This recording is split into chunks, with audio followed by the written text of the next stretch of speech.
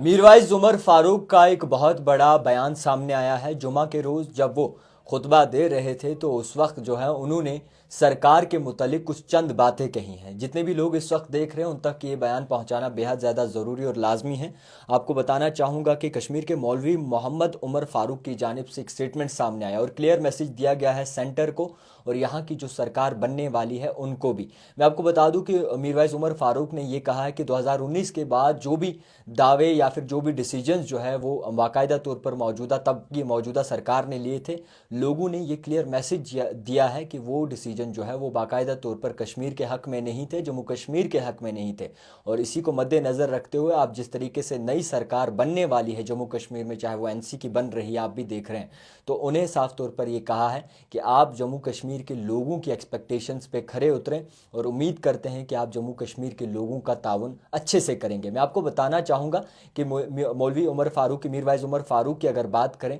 तो काफ़ी वक्त तक ये भी नज़रबंद रखे गए थे। उसके बाद कुछ स्टेटमेंट इनके भी सामने आए, मगर मीरवाइज उमर फारूक का साफ तौर पर ये कहना है कि 2019 के बाद जो भी हुक्मनामे यहाँ पर कश्मीर में आयद हुए, जम्मू कश्मीर में आयद हुए, उनको लेकर कहीं ना कहीं लोगों ने अपनी नाराज़गी जताई है और जवाब दिया है वोट देकर। और जब वोट देकर जवाब दिया है तो सरकार भी बाकायदा तौर पर बनाने में लोगों का एक अहम रोल रहता है और लोग ही बाकायदा तौर पर सरकार बनाते भी हैं, गिराते भी हैं। और इसे मद्देनज़र रखते हुए जो भी सरकार को लोगों ने चुना है, जो भी सरकार अब बाकायदा तौर पर अब सामने आएगी, उस उन तक ये बाकायदा तौर पर बात उन्होंने पहुंचाने की कोशिश की है कि आप जो हैं लोगों की उम्मीदों पे खरे उतरें, लोगों को डिसअपॉइंट ना करें, लोगों के साथ चलें, लोगों की जो भी बाकायदा तौर पर एक्सपेक्टेशंस हैं उस पे चलें। तो फ़िलहाल के तौर पर नई सरकार बनने वाली है,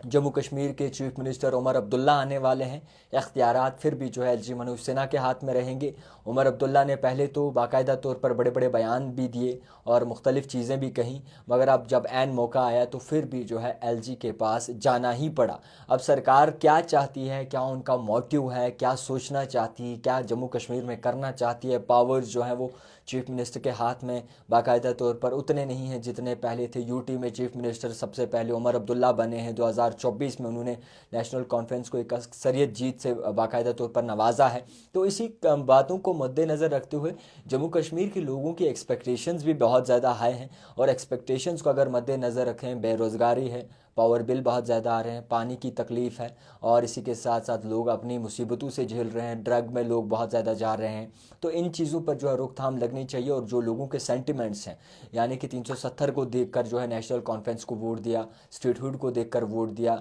जो भी दावे नेशनल कॉन्फ्रेंस ने किए थे उनमें मद्देनज़र रखते हुए लोगों ने नेशनल कॉन्फ्रेंस को अक्सरियत से जीता है। तो उम्मीद है कि लोगों का अजाला हो जाएगा, लोगों की परेशानियां जो हैं वो थम जाएंगी और जिस तरीके से सरकार बनी है, पावर्स तो ख़ास उनके हाथ में नज़र नहीं आ रहे, मगर इससे जो नेशनल कॉन्फ्रेंस ने जो दावा किया था वो किस तरीके से अपने दावे पे बाकायदा तौर पर कायम रखते हैं वो देखने वाली बात है। और इसी के साथ साथ अब ये चीज़ें नहीं होनी चाहिए। लोगों का कहना है कि अगर आप को सरकार में लाया है, अक्सरियत से जिताया है, तो आप कहें कि जनाब मैं फलानी चीज़ नहीं दे सका, कोई भी चीज़ नहीं दे सकता, मैनिफेस्टो में जो चीज़ें हैं उन पे बाकायदा तौर पर कायम नहीं हो सकता क्योंकि ज़्यादा पावर्स एलजी के हाथ में। तो लोग ये एक्सपेक्ट नहीं करते हैं, कोई रास्ता ज़रूर निकलना चाहिए ताकि जम्मू कश्मीर का मुद्दा हल हो सके। आप भी जानते हैं कि जम्मू कश्मीर पूरे हिंदुस्तान में बिकता है, इनकी न्यूज़ बिकती हैं, इनके ख़बरें बिकती हैं और इनके ख़बरें जिस तरीके से बिकती हैं तो इनके सेंटिमेंट्स भी बिक जाते हैं। तो उम्मीद करते हैं सही तरीके से निज़ाम चले और बेहतर तरीके से जो लोगों की भरपाई की जाए। दिखती रही है द टाइपराइटर जावेद खान के साथ।